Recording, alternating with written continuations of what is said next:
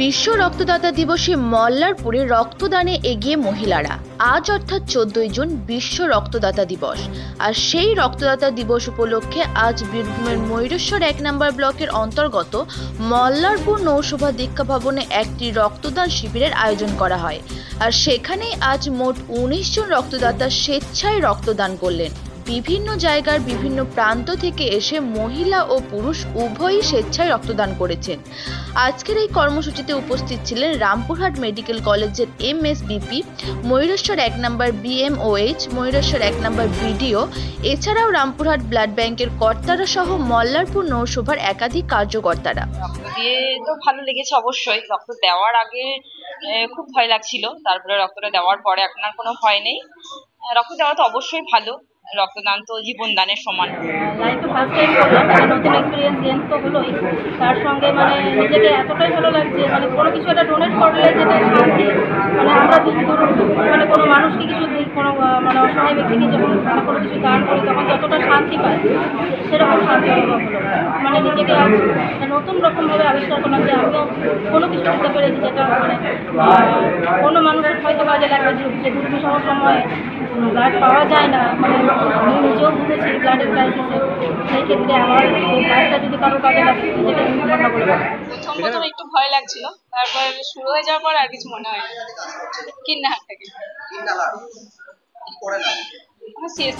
রক্তদান শেষে আজকে রক্তদাতাদের বিশেষ সার্টিফিকেট দেওয়া হলো। শনিবার বেলা 12টা থেকে বৈকাল পর্যন্ত চলে আজকের এই অনুষ্ঠান। মানুষ রক্ত যদি দেয় তাহলে সেই রক্তের দানের তুলনা কেবল রক্তদানই হতে পারে। যেহেতু রক্ত মানুষের শরীরে অবিরত নষ্ট হতেই থাকে, তো সেই রক্ত কাউকে যদি দিয়ে দেই, আরেকটা মানুষের প্রাণ বাঁচলো। আর আমার যে রক্তটা আমি দিলাম সেটা দু তিন সপ্তাহের মধ্যেই পূর্ণ হয়ে যায়।